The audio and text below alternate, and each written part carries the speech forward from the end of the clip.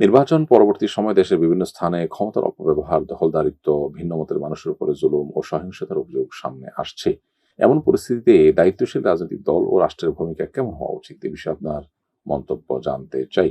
প্রথম কথা হলো, নির্বাচন পরবর্তী সহিংসতা এবং ক্ষমতার অপব্যবহার, দখলদারিত্ব এগুলো বাংলাদেশে দীর্ঘদিন থেকে চলে আসছে। মানুষ এগুলো থেকে মুক্তি চায়।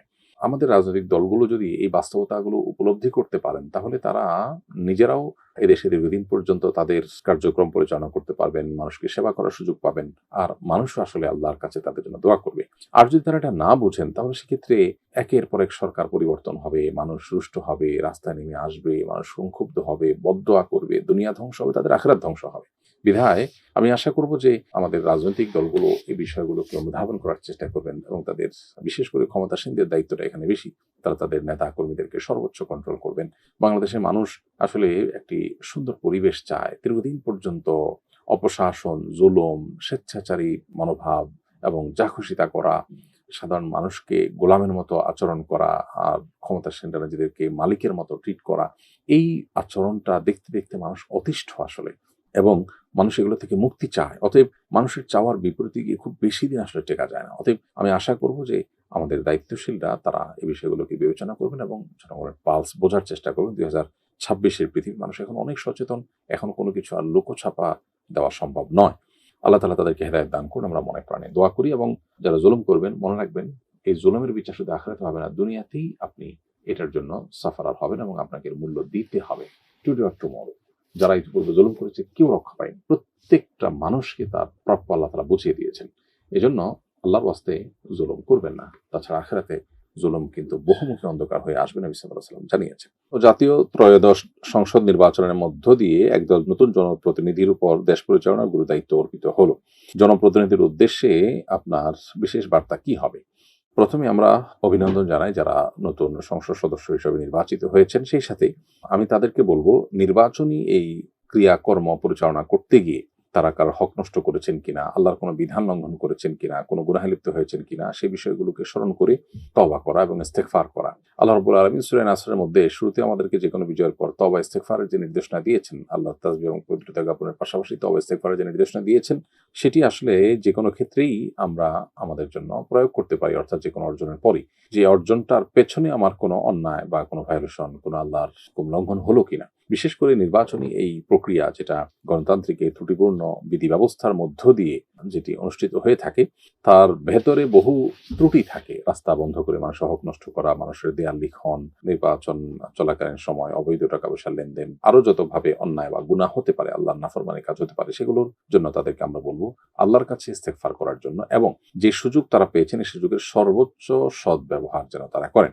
বিশেষ করে বিদেশিদের সন্দৃষ্টি আছে, এ দেশটাকে কোনোভাবে মেরুদণ্ড সোজা করে দাঁড়াতে না দিয়ে তাদের বিভিন্ন এজেন্টদেরকে দিয়ে আমাদেরকে দুর্বল করে রাখার যে প্রচেষ্টা আছে, সেই প্রচেষ্টা যেন তারা ঠেকিয়ে দেওয়ার জন্য দীপ্ত কণ্ঠে শপথ করেন এবং সেটার জন্য তারা সর্বোচ্চ চেষ্টা করেন। এটি থাকবে আমার তাদের প্রতি উদাত্ত আহ্বান। বাংলাদেশের মতো এরকম একটি দেশ, অর্থনৈতিকভাবে নানা দিক থেকে আমরা পিছিয়ে আছি। আমরা যদি ভিনদেশীদের আরোপিত এবং চাপিয়ে দেওয়া বিভিন্ন কালচার, তাদের বিভিন্ন এজেন্ডা, এগুলোকে আমরা যদি উপেক্ষা করে আমরা যদি নিজের পায়ে নিজে দাঁড়াতে পারি, আমাদের সর্বোচ্চ শক্তি ব্যবহার করতে পারি, অপশাসন দূর করতে পারি, দুর্নীতি দূর করতে পারি, আইনের শাসন প্রতিষ্ঠা করতে পারি, এবং এদেশের সংখ্যাগরিষ্ঠ মানুষের চিন্তা, আদর্শন, বিশ্বাসের প্রতি আমরা শ্রদ্ধাশীল থাকতে পারি, তাহলে এই দেশটি খুব অল্প সময়ের মধ্যে পৃথিবীর অনেক দেশকে ছাড়িয়ে যাওয়া সম্ভব। দেশে মানুষের নিরাপদ খাদ্য পানীয় ব্যবস্থাটুকু পর্যন্ত 50 বছরে এখনো নিশ্চিত করা যায়নি, নিরাপদ ওষুধ নিশ্চিত করা যায়নি।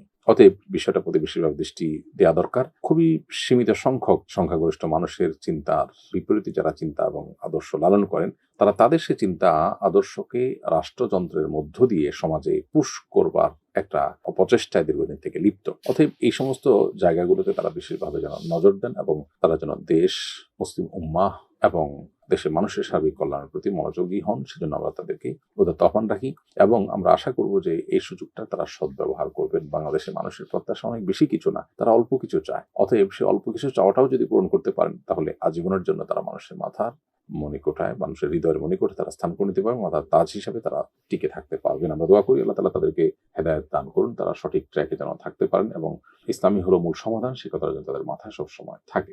নির্বাচিত প্রধানমন্ত্রী ও এমপিরা নিয়ম অনুযায়ী শপথ গ্রহণ করেছেন। শপথের বিপরীতে কিছু করলে শরঈ কাফারা ওয়াজিব হবে কিনা? উত্তর হলো যে এরূপ শপথ ও রক্ষা করা আবশ্যক। অতএব এই শপথ যদি ভঙ্গ করেন তাহলে সেক্ষেত্রে অবশ্যই তার উপরে কাফারা বর্তাবে। বিধায় শপথ রক্ষার ক্ষেত্রে তাদের অবশ্যই সচেষ্ট থাকতে হবে। আমি নতুন নামাজি হয়েছি, পেছনে প্রায় 20 বছর নামাজ কাজা হয়েছে, কিভাবে এত নামাজ আদায় করব, মাফ পাওয়ার কোনো পদ্ধতি আছে কিনা?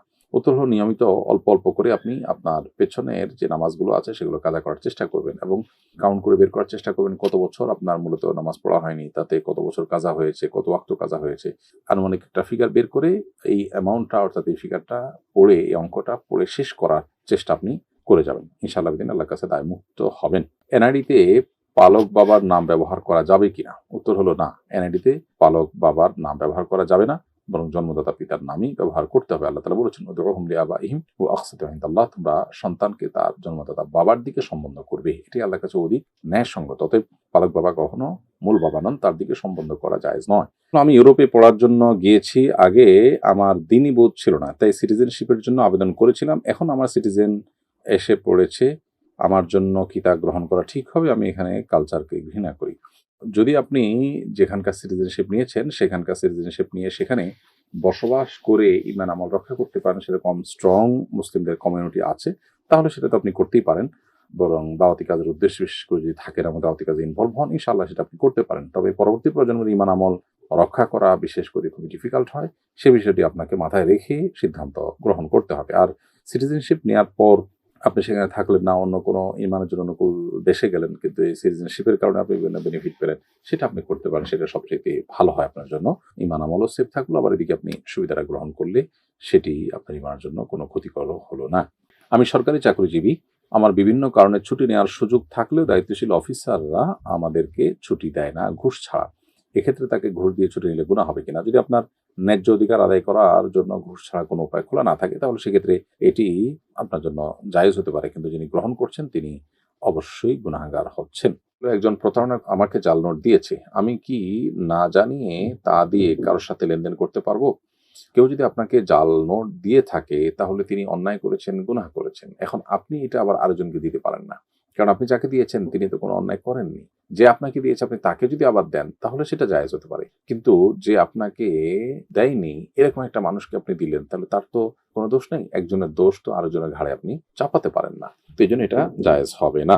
একজন ইমানদার কখনো কাউকে প্রতারিত করেন না। এখন প্রশ্ন হলো যে আমি তো ক্ষতিগ্রস্ত হয়েছি, তাহলে আমি আরেকজনকে না দিলে আমার কি হবে? উত্তর হলো যে সব ক্ষতি পুষিয়ে নেওয়ার জায়গা দুনিয়া না। ইমানদার হিসেবে আমাদের আখিরাত অনন্ত অসীমকালের আসল জীবন আসছে। সো এখানকার যে ক্ষতিটা পোষাতে গিয়ে আল্লাহর নাফরমানি হবে, সেটা যদি আমি অ্যাভয়েড করি, আল্লাহ তাআলা এই ক্ষতি আমাকে বহুভাবে পুষিয়ে দিবেন আখিরাতে ইনশাআল্লাহ। অতএব ইমানদারের কোনো হারাবার কিছু নেই। আমি যখন গুনাহ থেকে বাঁচবো আল্লাহ তাআলার ভয়ে, এটার মূল্য আমি আল্লাহর কাছে পাবো ইনশাআল্লাহ।